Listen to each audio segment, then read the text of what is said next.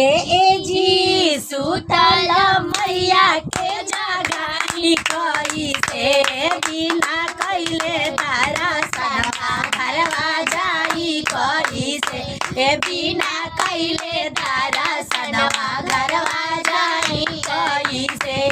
ए जी सुतल मैया के जगाई कैसे ए जी सुतल मैया के जगाई कैसे बिना कैले दर्शनवा घरवा जाई कैसे